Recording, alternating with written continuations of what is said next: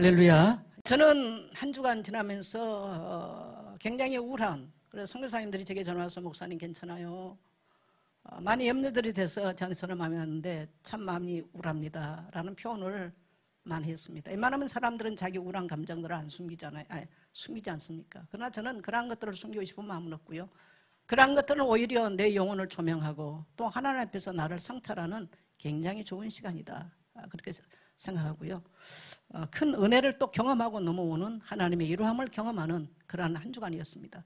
저는 그래서 오늘 예배를 위해서 기도하면서 하나님, 성령의 임재는 죄를 드러내고 성령의 임재는 잘못된 것을 토해내게 만들고 또 구부러진 것들을 바로 가게 만들고 이루할 자를 이루하고 격려할 자를 격려하는 것이 바로 성령의 조명하시기 때문에 오늘 우리 모든 성도님들, 초대교회의 그 아름다운 성령의 역사가 우리 개개인에게, 우리 교회 공동체 안에 임하게 되시기를 주의 이름으로 축원합니다. 여러분이 성령이 임재한 교회는 성령의 감동이 있어요. 따라서 성령이 임재하면 성령의 감동이 있습니다. 예, 성령이 임재하면 성령의 감동이 있고요. 그리스도의 능력이 성령이 임재할 때 나타납니다. 그래서 초대교회는 마가다락방의 오순절 성령이 강림한 이후에 이 초대교회 성도들의 삶 속에는 그 자체가 예배고 그 자체가 찬미였습니다.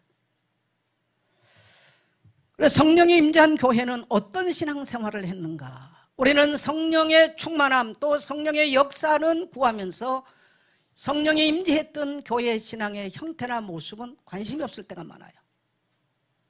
오늘 초대교회 원형, 우리 모든 그리스도의 교회 원형인, 정말 그리스도의 몸으로서 교회 원형인 오늘의 사도행전 2장 사건을 통해서 우리 교회와 우리 한국 교회와 이 시대의 교회들이 어려워져가는 이 시대의 교회가 다시 원형된 그리스도의 몸 교회를 회복할 수 있기를 간절히 소망합시다.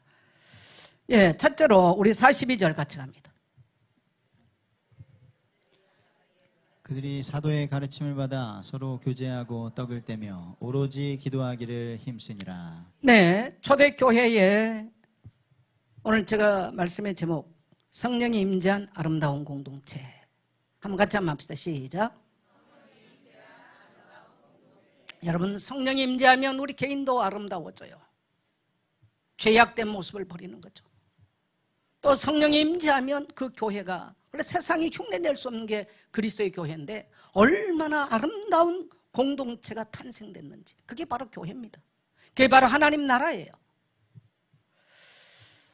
예, 그래서 그들이 누구의 가르침을 받아? 사도의 가르침을 받았다. 이 말은 무슨 말이냐면 성령이 임재하고 나니까 초대교회는 말씀을 배우는 신앙 공동체가 됐다는 거예요. 성령 받은 사람은 무엇을 배워야 될까요? 따라합시다. 성령 받으면 말씀 배워야 된다. 예, 말씀을 배우고 말씀을 받아야 돼요. 이게 그리스도인들의 가장 첫 번째 본 모습인 것입니다. 말씀을 배우지 않고 영적 체험만 있으면 그 사람에게는 반드시 잘못된 문제가 옵니다. 그래서 예수 믿고 그리스도 안에 돌아왔을 때, 교회 공동체가 됐을 때는 가장 먼저 해야 될 건 뭐냐면요, 말씀을 배워야 돼요. 그래야 이것이 우리 신앙의 뼈대가 되고 기초가 되고 씨앗이 되는 거예요. 따라서 말씀은 씨앗이다. 그래야 우리 인생 가운데 열매를 맺을 게 있는데 말씀이 체계적으로 또 말씀이 훈련되어 있지 않으면요, 그 사람이 세월을 가면 잎사귀는 무상할지 모르지만 아름다운 삶의 열매는 나타나지 않습니다. 사랑하는 우리 모든 성도님들, 여러분의 인생을 한번 돌이켜보면서 정말 나는 말씀을 배우기에 힘썼고 나는 말씀 훈련을 제대로 했는가? 나의 인생 가운데는 누구를 만나도 성경을 가르칠 수 있고 또 성경적 기준과 가치관을 가지고 가정 안에서든지 내가 가는 삶의 현장에 살아갈 수 있는 힘이 있고 누구를 만나도 이 성경에 대해서 가르칠 수 있는가? 한번 돌이켜볼 수 있게 되기를 주의 이름으로 축복합니다. 말씀이 없으면요, 신앙은 뿌리 없는 나무와 같습니다. 그래서 신앙은 따라합시다. 말씀에 기초해야 된다. 뭐 그 사람이 열심히 해요, 뭘 해요, 그게 아니에요. 따라합시다. 말씀에 기초해야 된다. 그래서 우리 신앙을 평가할 때는 그 사람이 말씀에 기초해서 살아가는가 중요합니다. 말씀 훈련이 되어 있는가? 네. 그 다음에 보니까 누구에게서 배웠다고요, 이들이? 제가 질문할 때는 언제든지 성경 구절 안에 있다고 그랬죠. 누구에게서 배웠어요? 사도에게서 배웠어요. 여러분 이것은요 굉장히 중요합니다. 오늘 우리 예선교회가 있지만 우리는 대한예수교회 장로교 백석총회에 소속된 교회입니다만은 백석교단이 중요한 게 아니에요. 따라합니다. 사도성. 사도들의 가르침에 의한 총회가 돼야 되고 사도들의 가르침에 의한 목사가 돼야 되고 사도들의 가르침에 의한 교회 성도가 돼야 되는 거예요. 따라합시다. 사도들의 가르침. 그걸 사도성이라고. 사도성. 사람들이 이렇게를 말해요. 어디 기도원에 가서 뭐 듣고 왔어. 또 어느 목사님들 유튜브를 봤어. 유튜브가 나쁘단 말이 아니에요. 문제는 뭐냐면 누구에게 배웠냐는 거예요. 어느 날 보면 그 성도가 신앙생활 잘한 것처럼 보이는데 자기는 막 뭘 잘한 것처럼 보이는데 어느 날 보면 맞지 않아요. 교회 오면 부딪힌 게 나타나요. 왜 그러냐? 딴 데서 배웠거든요. 그건 굉장히 중요합니다. 따라합시다. 사도의 가르침. 그러니까 그 말은 뭐냐면 누구에게서 배웠냐는 겁니다.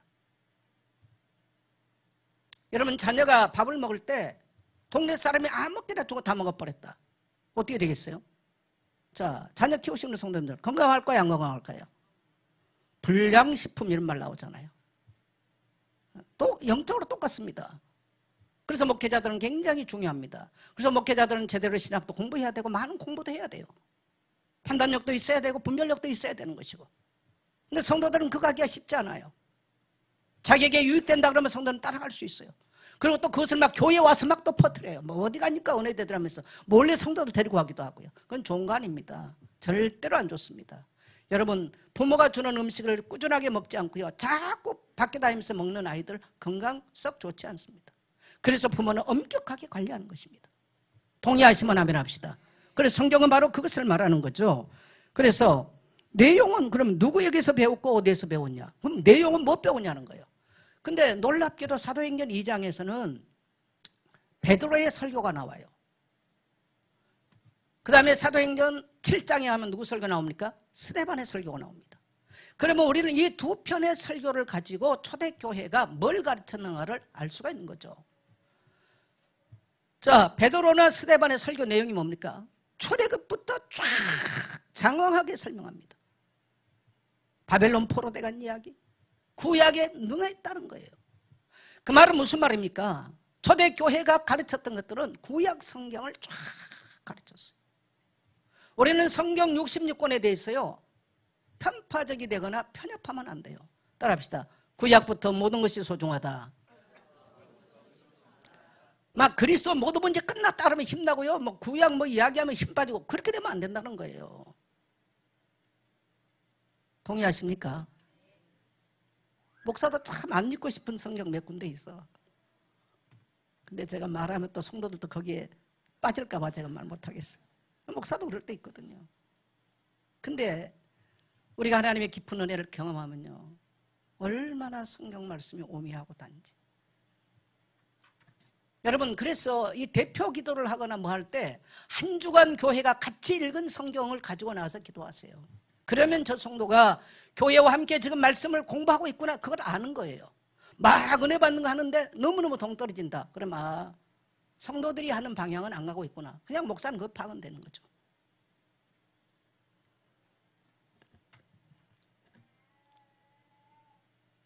그 다음에 예수님의 생애에 대해서 사도들이 바로 교회에 가르친 뭡니까? 예수님의 생애. 동정녀의 마리아에게 나셨고 가난한 말구에 단생을 하셨고 예수님이 나신 날 밤에는 하늘의 별과 하늘의 천구한 천사들이 찬양을 했고 예수님께서는 가셔서 병든 자를 고쳐주셨고 귀신 들린 자를 고쳐주셨고 바다를 잔잔케 하셨고 풍랑을 잔잔케 하셨던 분이셨다. 그리고 예수님은 십자가에서 우리의 모든 죄를 속량하셨다. 그리고 죽은 지 사흘 만에 그분은 무덤의 문을 여시고 부활하셨다. 할렐루야. 뿐만 아니라 이분은 우리가 보는 앞에서 사도들이 보는 앞에서 부활하시고 승천하셨다. 40일 동안 이 땅에서 가르치셨고 승천하셨다. 그리고 예수님께서 말씀하시기를 사도행전 1장 21절에 보면 갈릴리 사람들아 어째요 하늘을 쳐다봐 너희가 본 예수는 그대로 다시 구름 타고 오실 것이다. 할렐루야. 예수님의 재림에 대해서 성도는 재림 신앙이 없으면요 신앙이 방종해집니다. 방탕해집니다. 그래서 반드시 종말론적 신앙을 가지고 있어야 돼요. 그리고 초대교회는 그걸 가르쳤을 겁니다. 그리고 더 놀라운 것은 성령 강림 사건 이후에 5,000명이 하루아침에 세례를 받고 돌아왔단 말이죠. 그들에게 성령은 왜 강림하셨는가? 이 성령 강림에 대한 해석을 해주셨을 겁니다. 이게 초대교회가 행하였던 설교 내용이라고, 사도들이 증거했던 설교 내용이고 또 교회에서 배웠던 내용입니다. 오늘 우리는 그대로 배워야 돼요. 따라합시다. 예수님의 탄생, 예수님의 죽음, 예수님의 부활, 예수님의 승천, 예수님의 재림, 예수 이름으로 오신 성령, 이걸 우리는 그대로 지금도 배워야 돼요. 이게 복음의 내용이죠. 사도들은 그것을 아주 성경의 보석 같은 내용을 가르쳤던 것입니다. 그래서 우리는 말씀을 배우고 훈련해야 됩니다. 교회는, 신앙은 나의 감정이나 내 감정이 좋으면 교회에서 기분 좋고 아니면 무너지고, 그게 아니에요. 내 감정과 상관없어요. 한 주간 여러 가지 일 처리하면 제 우울한 감정과는 아무 상관이 없는 거예요. 동의하시면 아멘 합시다. 네. 그 다음에 이 초대교회는 뭐랍니까? 교제하는 공동체였어요. 서로 뭐 했어요? 교제했어요. 여러분, 교회 안에 성도들에게 하나님이 굉장히 주신 축복권이 뭐냐면, 따라합시다. 성도의 교제권. 성도의 교제권이라는 게 있어요. 여러분, 우리가 예수 믿기 전에 세상 교제 얼마나 험하고 헛된 것들이었어요. 좋던가요? 술 먹고 함께 가서 뭐 낙동강 황바람이 하고 그런 거 뭐 유쾌하긴 하겠죠. 그게 뭐 그리 좋습니까? 뭐 세상 교제 많이 하면 뭐 자기 뭐 자식, 여러분 나이 먹어서 교제하러 나간다는 거는요, 뭐가 자식이라도 됐고요, 뭐가 자기 뭐라도 있어야 나가는 거예요. 왜? 자랑할 게 있거든. 그래 안 하면 끼워주지도 않아. 그러면서 가서 자기 자랑하고 허풍 잔뜩 떨고 오겠죠. 아니면 뭐 잔뜩 뭐 포장하고 오겠죠. 얼마나 여러분 나이 먹으면서 그런 것들이 얼마나 하나님 앞에서 얼마나 부질없다는 걸 알게 돼요. 그런데 왜 초대교회는 이 교제에 대해서 그렇게 성경은 밝히고 있을까? 여러분, 우리가 그리스도 이름으로 죄사함을 받고 성령 안에서 성령이 임재한 공동체와 함께 거룩한 교제를 이룬다고 하는 것은 어마어마한 축복입니다. 여러분, 이것이 바로 교회의 비밀인 거예요. 할렐루야. 여러분, 교회가 힘을 가지고 있는데 그 힘이 뭐냐면, 첫째는 교회는 세상이 갖지 못한 말씀을 가지고 있어요. 하나님의 말씀은 살아있기 때문에 교회가 이 말씀을 가지고 있는 것이 교회의 힘이요. 두 번째는 뭐냐면 성도의 교제입니다. 그래서 이루어하잖아요. 제가 우리 안성영 성교사 돌아오고 나니까 성교사님들이 목사님 괜찮은가요? 왜 안성영 성교사 왔다 가는 데 대해서 저렇게 많이 염려하는지 모르겠어요. 저를 아는 사람들은 제가 얼마나 안성영 성교사 사랑하고 또 마음 아파하는 걸 알고 있죠. 그러니까 돌아오고 나니까 목사님 괜찮습니까? 우리 예수 목사님 몇 번 전화 왔어요. 목사님 감정이 어떠세요? 우울합니다. 처음에는 피곤하니까 몰랐어요. 우울하죠. 그래서 한 일주일은 가지 않겠는가, 우울한 감정들이. 그러면서 이제 교회 일을 맞물려 처리를 하다 보니까 이런 것들이 굉장히 우울한 감정들이 힘들었습니다. 그래서 죄송한 얘기인데 이틀은 그냥 성경 간신히 읽었어요. 묵상하기도 힘들더라고요. 우울한 감정이 확 밀려오니까.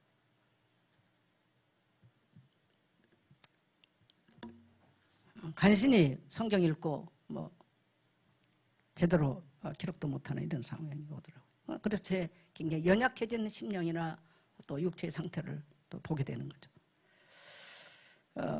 그래서 교회 안에는 독특한 성령의 교제권이 있어요. 근데 이 교제가 뭐냐면요, 서로 하나 되게 하는, 따라합시다, 하늘의 교제다. 그래서 교회는 서로 하나 되게 만드는, 그래서 섬김의 교제가 일어나야 돼요. 누가 일방적으로 하는 교제가 교회는 그것은 아닌 거예요. 섬김의 교제가 교회 안은 자꾸 일어나야 교회가 따뜻해지고, 그것이 바로 하늘의 교제고 성령 안에서 이루어진 교제인 거죠. 그래서 교회 안에 들어오면 여러분 반드시 교제권 안에 들어오십시오. 성도들이 교회 안에서 이 거룩한 하늘의 교제가 이루어지지 않으면 딴 데 자꾸 교제하러 갑니다. 딴 데. 그래서 옛 생각이 나는 거예요. 한 장 걸쳤던 거 생각나요. 그런 자꾸 빠져요. 그러다가 성도들이 신앙이 무너져 버리는 거죠. 그래서 교회는 언제, 제가 뭡니까? 이 소그룹으로 뭘 세우자? 교회 세우자. 이 말은 성도들이 교제가 일어날 수 있는, 그게 필요한 겁니다. 저는 교회 안에서 어릴 때부터 자라와서요, 이 교회의 거룩한 교제성이 얼마나 중요한 거 알아요. 제가 천막에서 목회를 했을 때도 청년들하고 밤새껏 성경 공부하고 밤새껏 기도하고 정말 모이면 하나님께서 우리에게 행하였던 일들을 서로 나눈 거예요. 그러니까 올 수 있었어요. 그러니까 헌신도 나올 수 있었던 것들이죠. 할렐루야. 우리가 청년 때 청년들이 모이면 밤새고 기도했어. 나라도 어지러웠죠. 여러 가지 상황 자체가 어려웠던 시절에 하나님이 주신 은혜들을 청년들이 쏟아내기 시작한 거예요. 그리고 모여서 누가 말하지 않아도 나라를 위해서 중보기도 하고 한국 교회를 위해서 중보기도 하면서 이러한 교제들이 밤새껏 일어났어요. 뭐 포럼합시다 그러니까 이장하고 포장해서 뭐 간신히 빼는 게 아니고요. 저절로 넘쳐났던 것들이죠. 이게 여러분 우리 한국 교회가 큰 붕을 이루는, 저는 그래서 확실하게 말합니다. 저는 한국 교회의 붕을 일으켰던 한 축이었다고. 그런 일들이 났어요. 그래서 여러분 특별히 목장 오시오 가시오가 아니라 여러분에게서 하늘에 이러한 신령한 교제가 일어나기를 축복합니다. 그리고 여러분의 목장을 돌볼 때에 정말 섬김의 자세로 섬김의 교제가 일어나야 돼요. 섬김의 교제. 목자는 거기에 어떤 뭡니까 권력자도 아니고요. 뭐 대단한 거 뭐 배웠으면 얼마나 배웠습니까 솔직하게. 뭘 알면 얼마나 알아요. 뭘 경험했으면 얼마나 하겠어요. 모두가 다 같은 처지입니다. 중요한 것은 내가 주님께 받은 이 은혜를, 내가 값없이 받았던 이 구원의 은총을 나누는 거예요. 할렐루야. 그래야 거기에 하나님의 역사들이 일어나는 것입니다. 이게 여러분요 교회가 하나님의 말씀을 명확하게 배우고 이 말씀을 기반으로 한 정말 그리스도를 중심한 거룩한 교제가 일어날 때 거기에 하나님의 번식들이 일어나는 거예요. 동의하시면 아멘 합시다. 여기 여러분 초대교회의 모습인 거죠. 초대교회. 그래서 여러분 새 성도들은 교회 안에 들어오면 반드시 이렇게, 그래서 이 목장을 짤 때는 지역이 가까우니까 나는 이렇게를 하면 안 돼.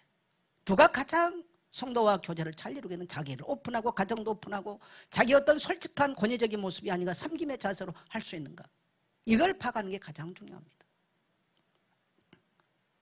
그래서 서로가 섬기는 교제권 속에 들어가야 돼요. 따라서 섬기는 교제권 속에 들어가자. 교회의 힘은 말씀에서 나오고요. 성도의 교제에서 나옵니다. 그 다음에 떡을 띠는 공동체죠. 여러분 교회는 먹는 거 참 중요합니다. 그다음에 교회는 먹는 거 중요하다. 그래서 공동체란 말은 식탁 공동체입니다. 교회는 이 공동체의 힘이 굉장히 중요해요. 그래서 성도들이 또 교회 리더들이 자기 집을 오픈하고 식사를 제공하고 성도를 섬긴다. 그 교회는 부흥하게 돼 있어. 근데 이것들이 쫙 말라버렸다. 교회는 어려워지죠. 또 교회에서 식당에서 주방에서 성도들이 식사를 나누고 이런 교제들이 이게 없다면요 싸늘해집니다. 그런 면에서 나는 우리 문혜자 권사님 감사해요. 이제는 섬기는 자로 하십시오. 너무 주방권을 가지고 주장하지 마시고. 권사님이 주장했으면 제가 안 하죠, 강단에서. 네. 아름다운 섬김이에요. 그거 쉽지 않아요. 춥든 덥든 25년 동안 했다? 안 쉬운 얘기입니다. 딴 사람 보고 25년 했다면 진직 항상 말은 어디서 나오냐? 그런 데 많이 나오거든요. 많이 나옵니다. 그런데 그렇게 해주신 거 너무 감사하고요. 앞으로 더 주님 부르신 날까지 낮은 자리에 살 수 있기를 축복해요. 네. 그리고 중요한 것은 문자에서 제자를 세워놔야 돼요. 그렇게 할 수 있는. 초대교회는 이 먹는 것 때문에 사도가 보니까 고린도 전서를 보면요 얼마나 그때 당시는 이런 것 같아요. 먼저 온 성도가 다 먹어버린 것 같아. 그러니까 늦게 온 성도는 이제 먹을 게 없어. 이게 고린도 전서에 나오는데, 그래서 바울은 뭐라 하면 시작하는 자는 집에 가서 먹어라. 바로 그렇게 말하잖아요. 한번 해볼래요? 시작하는 자는 집에 가서 먹어라. 바울이 그런 표현을 씁니다. 그러니까 너무 이제 먹는 문제에 치우치다 보니까 무질서한 이런 상황들이 왔겠죠. 그 다음에 기도하는 공동체였어요. 여러분 교회의 중보 기도는 굉장히 중요합니다. 성령이 우리에게 오시면 내가 교회를 위해서 어떻게 해야 되겠다가 아니라요, 성령이 우리에게 오시면 교회의 안타까운 부분을 기도하게 돼요. 목회자는 뭐가 필요할까? 우리 교회는 지금 뭐가 필요할까? 이게 필요가 보이는 거예요. 그래서 기도하게 돼요. 청년들이 밤을 새면서 기도하는 거예요. 제가 이 한 주간을 지나면서 예레미야서를 읽으면서 많이 눈물을 흘렸습니다. 제가 예레미야가 시대 뜰에 갇혀 있는데 하나님은 예레미야에게 이를 행하시는 여호와, 그것을 지어 성취하는 여호와, 내가 말한다. 너는 내게 부르짖어라. 하나님 너무 잔인한 게 아닙니까? 예레미야에게 하신 하나님의 말씀이 내가 예레미야의 처지였다면 나는 할 수 있을까? 나는 못했을 것 같아요. 난 그걸 보면서 예레미야의 별명은 눈물의 선지자입니다. 그 시대를 보고 굉장히 눈물을 많이 흘렸어요. 자기 한계를 보잖아요. 그 시대의 비주류잖아요. 민족의 반역자로 취급받았잖아요. 전부 다 긍정의 이러한 예언을 했지만 예레미야 혼자 바벨론을 망한다. 바벨론을 빨리 화친해라. 친바벨론파가 돼버려서 오늘날은 친일파처럼 돼버린 거예요. 얼마나 어려운 상황에 직면합니까? 정치적 이게 뭐 친일파고 친바벨론파가 돼가지고 감옥에 자꾸 갇힙니다. 근데 하나님이 그 감옥에 깊은 감옥에 갇혀있는 예레미야 쳤어. 이 모든 것들을 내가 지어 성취한다. 이는 내게 부르짖어라. 그러면서 하나님께서 회복의 약속을 주시지 않습니까? 난 그걸 보면서 많이 눈물을 흘렸어요. 하나님, 이 생각이 들었습니다. 하나님, 내가 나의 노년이 와서 힘이 없어. 교회와 또 나의 자신에 대해서도 기도할 힘이 없을 때 저 깊은 감옥에 갇혀있는 예레미야를 찾아오셔서 다시 기도할 것을 고민하신 하나님, 그 힘을 공급하신 하나님, 나를 기억해 주십시오. 정말 뜨거운 눈물이 났어요. 한 주간 우울감에 굉장히 힘들으니까 우울감이 오면 피로감이 심해지잖아요. 이틀 동안은 성경을 간신히 읽을 정도로 힘이 들었어요. 근데 하나님 앞에서 예레미야의 글을 읽으면서 예레미야의 탄식을 내가 경험하면서 무릎 꿇고 기도하면서 영적인 힘이 금요일부터 회복이 되기 시작하더라고요. 그러면서 금요 기도 시간에 나와서 기도하는데 뜨거운 눈물이 쏟아지는 거죠. 간절히 성령께 기도하는 것은 성령님, 대단한 교회의 모습이 아니라 성령께서 나를 조망하셔서 내가 죄인 된 것과 나의 연약함을 주님 앞에 고백할 수 있도록 성령이 나에게 강림해달라. 그리고 우리 교회 공동체 안에, 그래서 우리 공동체 안에 거룩성을 파괴하는 것들을 드러내고 추하고 악한 것들을 드러내고 우리가 죄인된 모습으로 주님께 나가서 성결한 마음 가운데 주님이 임재했던 것처럼 우리와 우리 한국 교회가, 우리 시대의 교회들이 그렇게 되기를 소망합니다. 이 기도가 지난 금요일 하면서, 그러면서 모든 우울했던 감정으로부터 힘들었던 감정을 이기고 나올 수 있었습니다. 우리 안성근 선교사가 돌아가서 이제 선교사님들이 왔다가 돌아가면 꼭 그 자기들의 감정들을 정리하는 글들을 제게 보내요. 이런 글을 보내왔어요. 481장 날 저물어 어두울 때 주님 나와 함께 하소서. 이 찬송을 가사를 쭉 4절까지 보내면서 피아노 연주를 하는 김혜자 선교사의 연주곡과 함께 너무 피곤하니까 지금 뭐 김게 대화도 못하려는데 이렇게 글어왔어.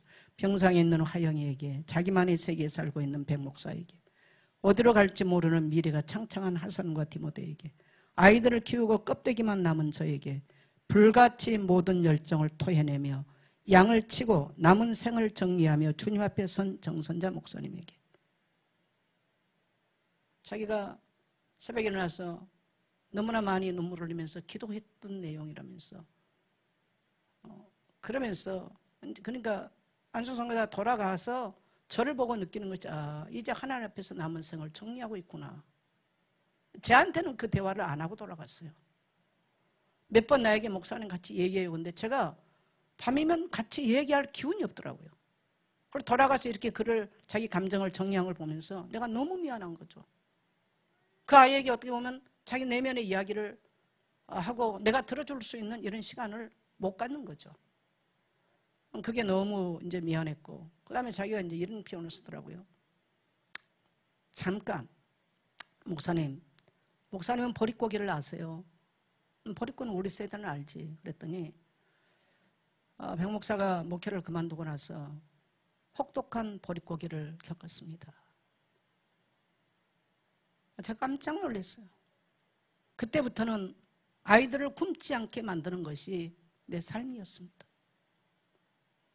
전 너무나 큰 충격을 받았어요.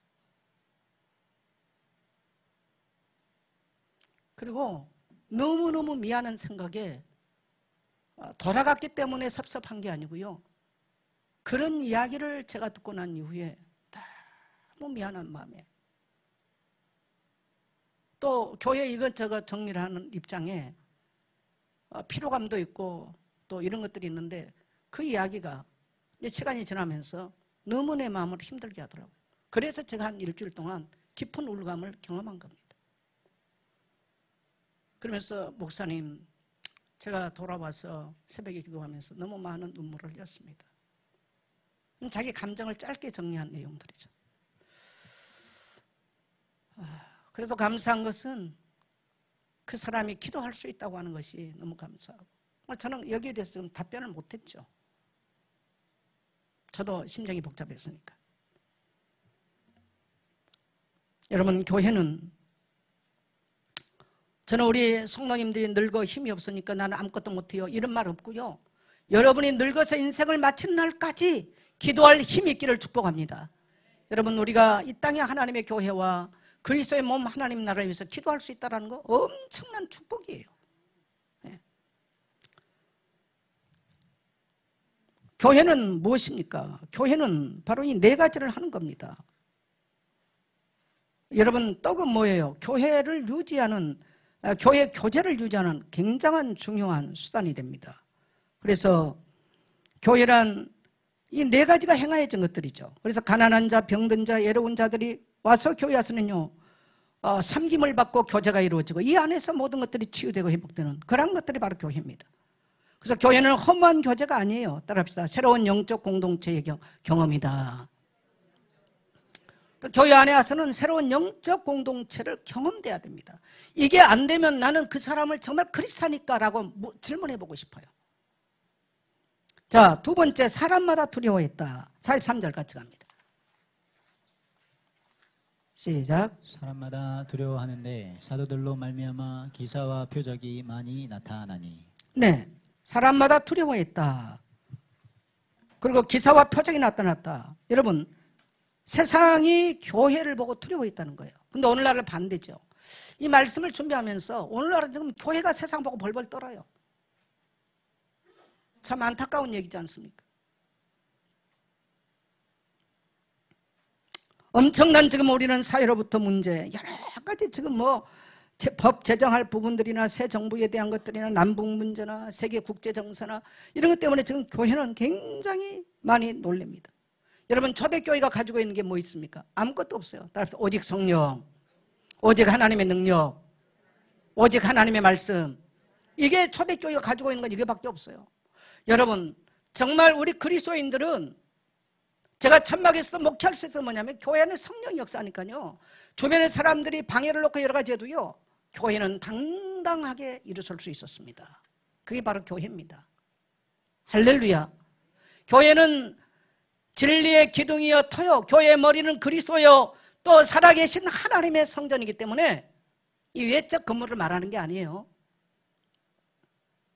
하나님의 말씀이 살아있기 때문에요, 결국은 모든 세상이, 우리가 예배소에서 공부하고 있지만 수요일 예배 하지만요, 모든 무릎이 그 앞에 꿇게 되어 있는 거예요. 모든 입이 주라 신하게 되어 있습니다.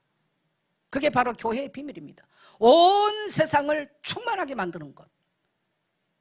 따라서 온 세상을 충만하게 만드는 것. 그게 바로 교회의 비밀인 거예요. 예. 이 시대를 보고 세상이 두려워야 되는데 교회가 떨고 있죠. 왜 그러냐? 교회는 거룩성이 있을 때 세상이 두려워합니다. 성도의 삶에 거룩성이 있고 성령이 나타나심이 있으면 세상이 보고 떠는 거예요. 그래서 악한 세력들이 두려워하는 거죠. 교회는 기적과 표적이 있어야 됩니다. 교회 공동체는 이기적인 모습이 아니에요. 여러분, 우리 김자정 사님 얘기했습니다마는 또 손 장로님께서 이 건물을 살 때도 이때 이제 우리가 성도들에게 자 500만 원짜리 우리가 한 구자씩 하자. 근데 성도들이 별로 하지 않았어.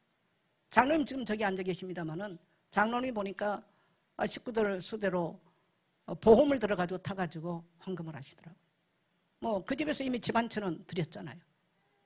뭐 드린 건 아니죠. 뭐 1억 가지고 절반은 헌금하고 절반은 빌려줬다가 이제 한참 후에 주니까 그 집을 살 수 없는 상황이 됐죠. 장로님, 하나님이 100배로 축복하시기를 축복합니다. 목사는 이제 어떻게 해줄 수가 없어. 김미아 전사님, 그런 기적이 있기를 축복합니다. 그게 바로 기적이에요, 여러분요. 교회 안에는 기적이 일어나야 돼요. 표적이 일어나야 돼요. 자기 재산을 포기할 수 있는 거, 자기 소유권을 포기할 수 있는 거, 여러분 이게 쉽지 않은 것입니다. 교회 안에 성도들이 자기 주권만 주장 안 해도 그거 기적이야. 왜? 세상은 다 그거 하고 싶잖아요. 그것만 하려도 기적이에요. 자기 성품의 변화에 대해 기적이죠. 근데 초대교회 성도들에게는 그보다 더한 기적들이 나타나더라는 겁니다. 저는 우리 교회 안에도 이러한, 그래서 뭐 깨지게 생겼던 가정들이, 정말 이혼하게 생겼던 가정들이 예수 믿고 다시 화합이 일어나고 일치가 일어나고 치유가 일어나고, 이런 것들이 바로 기적인 거죠. 네.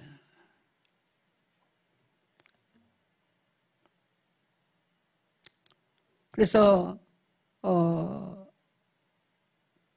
교회 공동체는 이기적인 모습이 아니라 하나님을 중심한, 따라합시다, 헌신적이요 자기 희생적인 공동체다. 다시 합시다. 헌신적이고 자기 희생적인 거룩한 공동체다. 그래서 우리가 성령이 우리에게 오시면 자기 희생적인 모습이 나와요. 자기 집을 팔아서라도 드리는 거죠. 또 헌신적이고 희생적인 이러한 거룩한 모습이 나타난 겁니다. 여러분, 이것이 성령이 임했다, 또 그 사람이 거듭났다라고 말할 수 있는 것들이죠. 그래서 세상이 보면 놀라는 거예요. 집 다 팔아가지고 지금 뭐 하는 거야? 우리 김연서 오빠가 공인중개사를 해요. 그때 김연서가 제안을 했어. 집을 지금 바로 사줄게. 그때 여기 근처에서 아마 공인중개사 했을 겁니다. 아마 그때 김연서가 집 산다고 해버렸으면 그때 당시 교회가 쓸 돈을 못 썼을 겁니다. 근데 기꺼이 교회에다 쓸 수 있도록 내놔줬죠. 근데 지금까지 본인은 이 근처에 집이 없고 동타로 가게 되는 상황이 벌어졌습니다. 만일에 그런 것 때문에 저를 한 번이라도 불편하게 했다면 제가 못 견뎠을 거예요. 그런데 다른 것 가지고는 가끔 나를 힘들게 해요. 성격으로는 둘이 부딪혀요. 그런데 그런 문제로 하나님 앞에 헌신되거나 신앙의 문제로는 한 번도 부딪힌 적이 없어요. 보다시피 지금도 제일 앞자리, 저기에 저 자리를 우리 교회 오신 지가 지금 26, 7년 됐지만 한 번도 앞자리 변화한 적이 없어. 둘이 있으면 나한테 얼굴이 불그락놀락 할 때 있어. 그럼 나는 저야 항상 저 사람한테 무서워해, 내가. 그 별명이 뭐냐? 동탄순사야. 그러나 영적인 거고 신앙적인 문제는 언제든지 제 앞에 무릎 꿇어줍니다. 제가 그게 감사해요. 그래서 어떻게 보면 지금 우리 교회에서는 저를 가장 잘 알죠. 왜? 20년 가까이 밀착해서 저하고 동행했지 않습니까? 뭡니까? 주야로. 가장 저를 잘 알죠.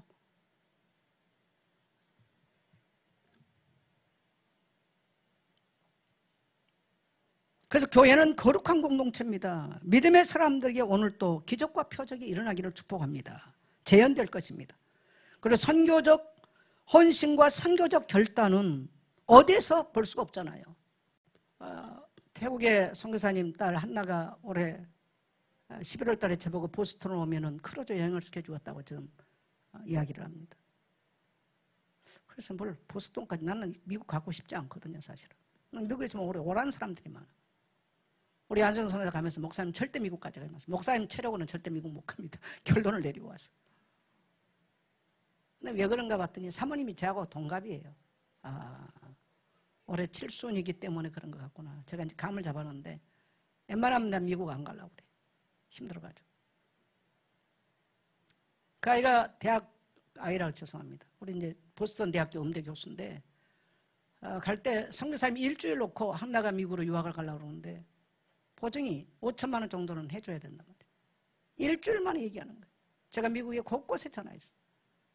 그럼 미국 목사님, 그 아이가 못 갚으면 제가 갚겠습니다. 유학 갈 수 있도록 해주세요.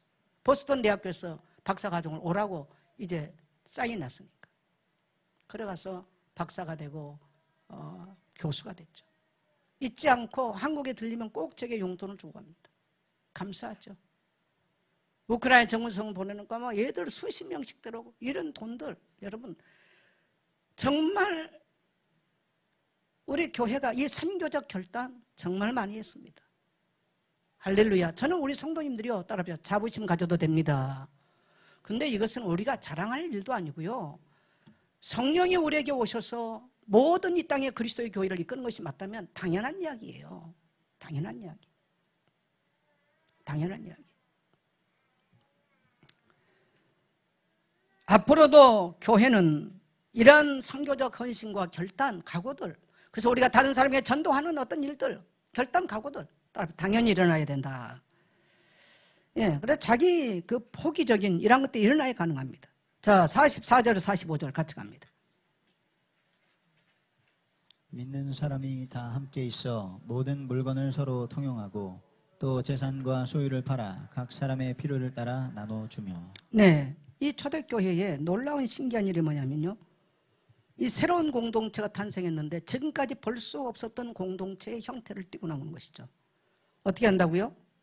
재산과 소유를 팔아. 여러분, 이 땅에서 자기 재산을 갖는 것, 자기 소유권을 갖는 것만큼 사람들이 집착하는 게 없어요. 그래서 모든 인간은요, 소유권과 재산에 전부 다 노예입니다.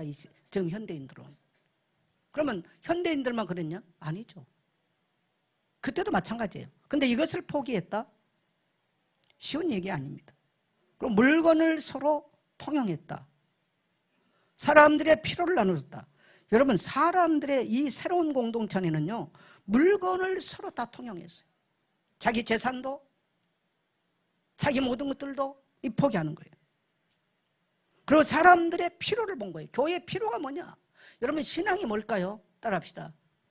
남의 필요를 아는 것이다. 여러분, 막 기도를 많이 했다, 뭐 찬양을 열심히 했다, 나와서 아니에요. 성령이 우리에게 오시면 따라합시다. 교회의 필요를 보는 것이다. 교회의 필요가 뭔가를 봐요. 그게 눈에 보이는 거예요. 근데 수십 년 교회에 와 있어도 교회의 필요가 보이지 않아. 예수 믿고 난 이후에 놀라운 새로운 영적인 눈을 뜨고 새로운 질서가 생긴 겁니다.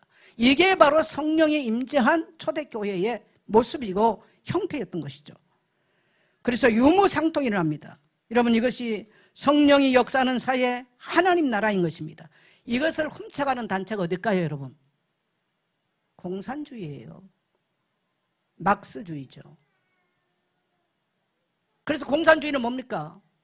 너무 유무상통 좋은 거. 공산주의 방법은 뭐냐면 있는 사람들을 뺏어다가 나눕니다. 여러분, 교회는요, n분의 1로 나누는 단체가 아니에요. 그냥 김여성 사람처럼 자기 집 한 채 내놓을 수 있는 이런 사람이 그냥 나와야지, 이걸 당신 집 가지고 내놔, 이거 바로 갈라, 이러면 교회는 안 되는 거예요. 왜? 신앙의 형태가 달라. 성령의 감동이 다른 거예요. 똑같이 신앙생활에도 우리가 교회 헌금합시다 하면 시험 들어서 나간 사람이 있고요, 아, 할렐루야, 나는 어떻게 할까, 이렇게 하는 겁니다. 어떤 사람은 이때 잔뜩 자기 과시하고 딱 끝나버리는 사람이 있고, 다 다릅니다. 여러분요, 목사는 35년 목회했어요. 어떤 성도의 형태를 안 맡겼습니까?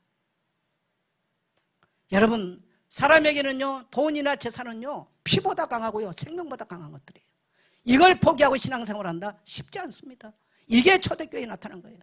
제가 과천에 천막에서 목회를 하고 수해가 나서 98년 5월 8일 날 수해가 나가지고 돌아오니까 제 천막에 집이 다 차버렸어요. 그래서 그 주일을 제가 중국 갔다 와가지고 주일을 동북교회에서 예배드렸어요. 이때부터 교회가 어려워지기 시작한 것을 제가 기억하는데, 과천 시내로 집을 이사를 하는데 뭐 몇천만 원 아마 그때 전셋값이 들어간 것 같아요. 근데 교회는 돈이 없잖아요. 어떻게 해서 이제 간신히. 근데 그때 라스교 권사님 이승대 장로님이 교회 오신 지 1년 됐어요. 97년에 교회 와가지고 98년도니까 1년 됐는데 저를 찾아왔어. 그러면서 500만 원을 제게 남겨줬어. 목사님 집 이사하는데 보태 쓰시라고. IMF가 와가지고 다 정리하고 나니까 500만 원이 남은데 집에 한 달 딱 생활비인데, 생활비로 한 달 쓸 것이냐, 목사님 집을 이사하는데 도와드릴 것이냐. 두 부부가 의논하고 목사님을 도와드리자. 그리고 가지고 와서 500만 원을 제게 주신 거예요. 그 돈은 그 가정 안에 눈물 같은 돈이고 피 같은 돈이었을 겁니다. 저는 기억합니다. 성도들의 그런 눈물과 헌신들. 그리고 아마 어떻게 보면 제가 목회를 마칠 때까지 성도들이 일하는 헌신된 모습은, 왜 여러분 성경은 이 초대교회 성도들의 이야기를 왜 쓸까요? 하나님은 기억하고 있다는 얘기예요. 따라합시다. 하나님은 기억하고 계신다. 그걸 얘기하는 것이죠.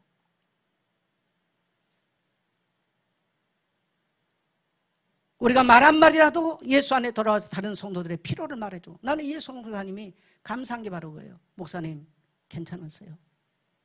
안 힘드세요? 이번 한 주간에 2번 이상 하고 왔어요.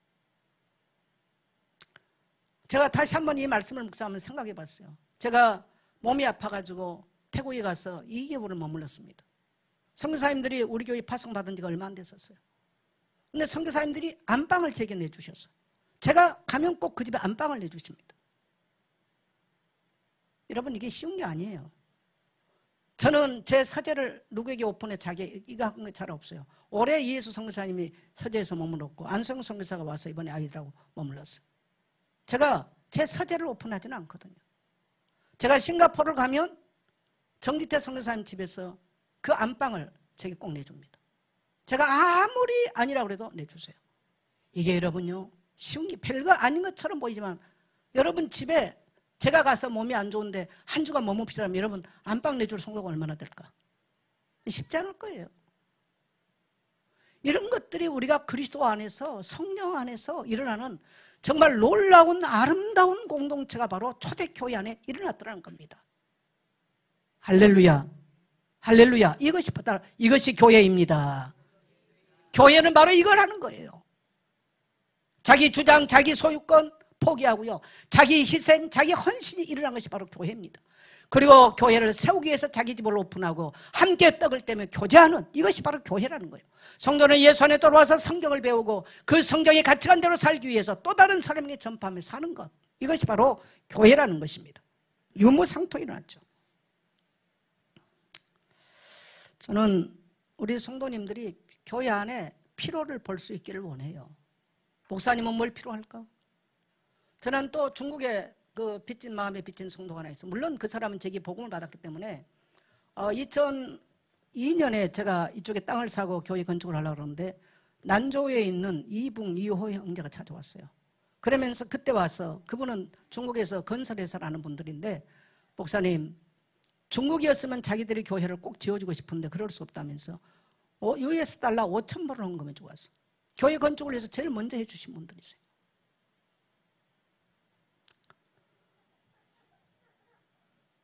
성경은 오늘 왜 이러한 것들을 기록할까요? 따라합시다. 우리의 헌신은, 우리의 수고는 하늘에 기록되어 있습니다. 하나님은 그걸 우리에게 말씀하시는 거죠. 그것을 말씀하세요. 그 다음에 성령의 감동에 의하여 자기 소유 재산을 나눠줄 수 있는 것. 여러분, 오늘날 너무너무 어려운 얘기예요. 자기 소유를 나눠주고 자기 것들을 나눠준다. 안 쉬운 이야기입니다. 저도 제 개인의 삶은 다 여러분에게 말할 수 없습니다. 쉽지 않는 것들이죠. 그러나 오늘 성경은 교회는 이런 것이야 라고 말하는 것입니다. 성령이 임하시면 우리는 새로운 눈을 뜰지요. 내 자신이 어떤 거냐? 우리는 값없이 예수 이름으로 제사함을 받고 값없이 구원받았어요. 그래서 우리의 헌신, 우리의 수고, 따라합시다. 당연한 것이다. 그 눈이 떠져야 돼요.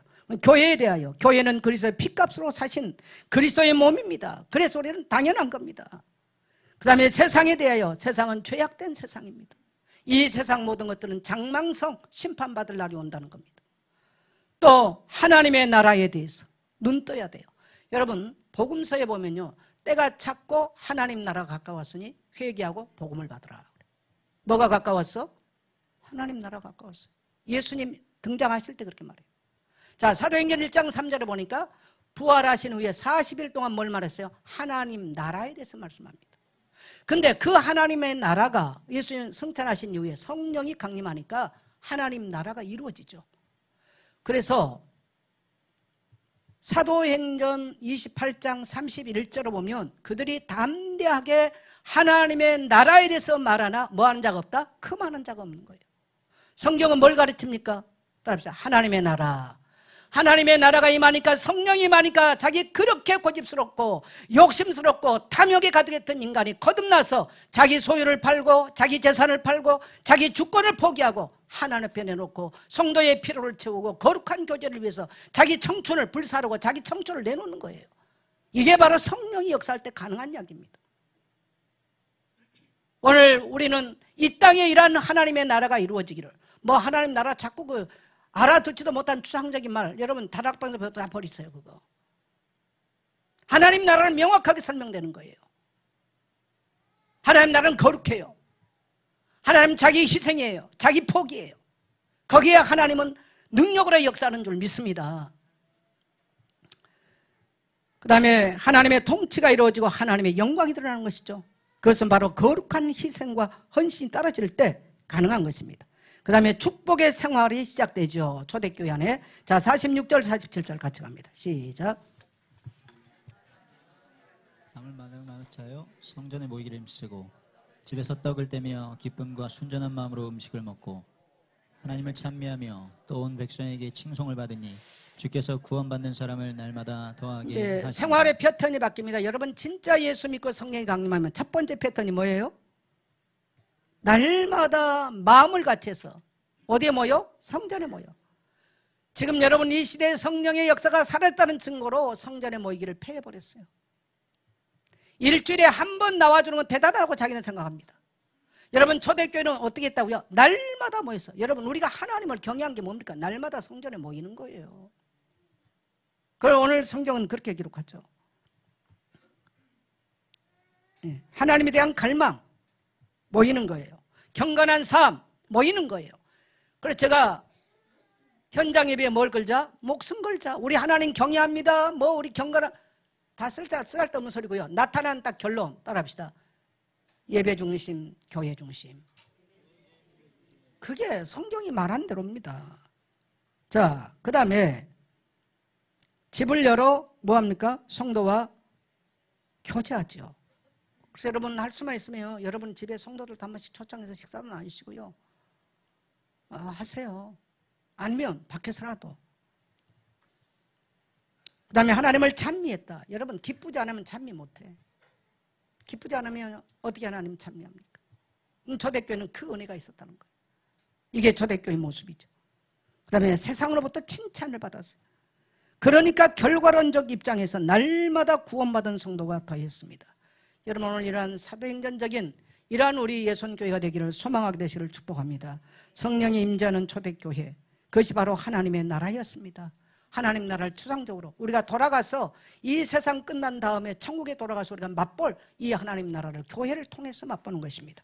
그리고 나누고 섬기는 자, 헌신하고 희생하는 자가 있는 그러한 자들이 교회의 주축이 돼서 가는 그러한 모습이 있는 것이 바로 초대교회의 성령의 임재한 교회의 모습이었습니다. 우리 옆에 성도를 축복합시다. 우리 교회가 성령이 임재하는 아름다운 공동체가 됩시다.